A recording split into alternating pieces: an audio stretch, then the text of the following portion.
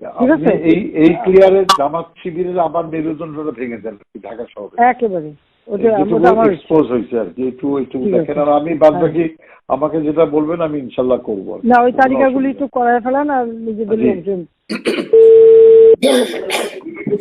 Hello, জি জি, আসসালামু আলাইকুম। হ্যাঁ, ইনু বলছিলাম। না, আপনি একটা কথা, আমি মনে করি যে আপনার পদক্ষেপটা সঠিকই হয়েছে এখন পর্যন্ত যা রিপোর্ট বাংলাদেশে পাচ্ছি আর কি। তো খালি ঢাকাতে আপনার রামপুরার দিকে এবং শনি রাখা একটু ঝামেলা কিছু মোল্লারাই 41টা খালি মোল্লা না, ওখানে অনেক মাদ্রাসা আছে, ওই ব্যবস্থা নেওয়া হচ্ছে, মাইকিং করতে হচ্ছে। নারায়ণগঞ্জে ঢুকতে দিচ্ছে না আর্মিকে, আমরা 36 সেনা নামাচ্ছি। ও আচ্ছা, আমি বলছি ক্যাজুয়ালিটির দরকার নাই, ওরা ব্যারিকেড দিয়ে আসছে তো, ঠিক আছে, আকাশ থেকে নামবে, তখন দুই পাশে ধরবে। আচ্ছা, মেসেজটা দিয়ে দিতে পারেন আচ্ছা যে 36 সেনা পাঠানো হচ্ছে, হেলিকপ্টার দিয়ে সোজা বম্বিং করা হবে।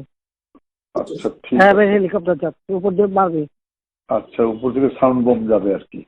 ঠিক আছে, যেটা গেল। আমি একটা পয়েন্ট আপনার একটু নজরে আনার জন্য রিকোয়েস্ট করতেছি যে কারফিউ ধরেন 2-5 দিন যা চললো, কিন্তু কারফিউর পরে যাতে আর মিছিল না নামতে পারে সেই জন্য একটা হোমওয়ার্ক করা দরকার। যেরকম আমি উত্তরা, বাড্ডা, গুলশান, যাত্রাবাড়িতে যারা মিছিল লিড করছে সেগুলো চিহ্নিত আর কি, ছাত্রদল, বিএনপির ছেলেরা শিবিরে।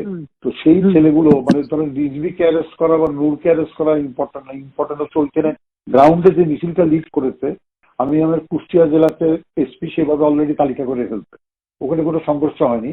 একটা ছড়রা গলিতে খালি একজনের পায়ে লাগছে, উনি ম্যানেজ করছে। উনি অলরেডি কম্পিউটারে বসে ছবি দেখে ছেলেগুলোর তালিকা করতেছে। তা আমি বললাম যে ছেলেগুলোকে আজকে রাত্রের ভিতরে পিক আপ করে নাও, যাতে মিছিলটা লিড না করতে পারে। আমি ঢাকা শহরের জন্য বলছি যে আপনার গোয়েন্দারা নিশ্চয়ই এই তালিকাটা করতে পারবে যে উত্তরায় কারা।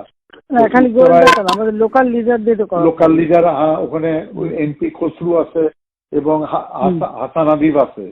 আমার কালকের যে রিপোর্ট, হাসান হাবিব নামেনি, কিন্তু ও রাগ করে খসরুর উপরে ছেড়ে দিয়েছে এমপি সাহেব মোকাবেলা করুক। তো হাসান হাবিব লোকাল না তো, ওদের তো লোকজন আছে। হাসান হাবিব নামেনি, আর এখানে ওয়াকিলও সামলাতে পারেনি, ও 2 লাইনে পা দিয়ে চলে।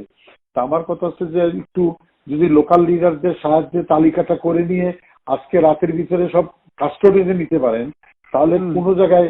আর মোহাম্মদপুরে একটা পাঁচতারা ছিল, কালকে আপনি রাত 12টায় দিয়ে খুব ভালো করছেন। আজকে কিন্তু গণভবন ঘেরাও করতো, কিন্তু মোহাম্মদপুরে ওখান থেকে রেডি হচ্ছিল কালকে, মানে এইটা। সুতরাং ডিসিশনটা খুবই কারেক্ট হচ্ছে মাননীয় প্রধানমন্ত্রী। তো আমার মনে আমরা হলো রণক্ষেত্রের সাথী। না, রণক্ষেত্রের সাথী। তো আপনি একটু দয়া করে মানে এই পিক আপটা করতে বলেন, উপরে ওইটা একটু হোমওয়ার্ক করতে বলেন, করে অ্যারেস্ট করে ফেলতে বলেন আজকে। মানে সদিয়ে অ্যারেস্ট করে ফেললে আর মিছিল করার লোকটা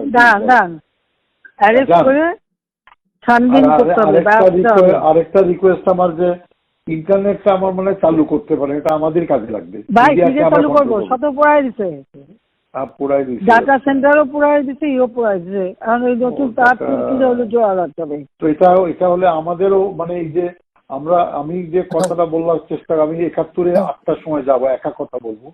আমি বলবো যে সরকারের সঙ্গে কোটা আন্দোলনকারীর কোনো বিরোধ নাই, সরকারের সঙ্গে বিরোধ হচ্ছে নাশকতাকারী বিএনপি জামাতের।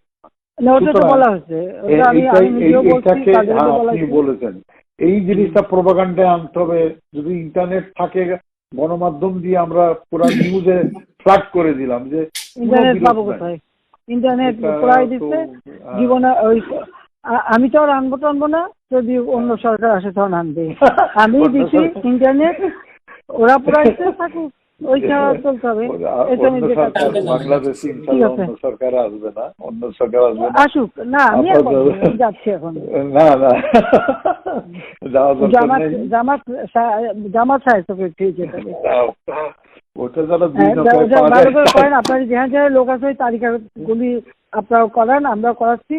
তারপরে ঠিক আছে, এই ক্লিয়ারে জামাত শিবিরের আবার মেরুদণ্ডটা ভেঙে দেন ঢাকা শহরে একেবারে ওটা আমার এক্সপোজ হয়েছে আর কি, একটু দেখেন। আর আমি বাদ বাকি আমাকে যেটা বলবেন আমি ইনশাল্লাহ করবো। না, ওই তালিকাগুলি একটু করায় ফেলান আর নিজেদের লোকজন যেখানে এই সুতা যা পারেন, ওই শিবির যে করা আছে যা আছে তদ্দূর পারেন ওই আমার জন্য না নেই।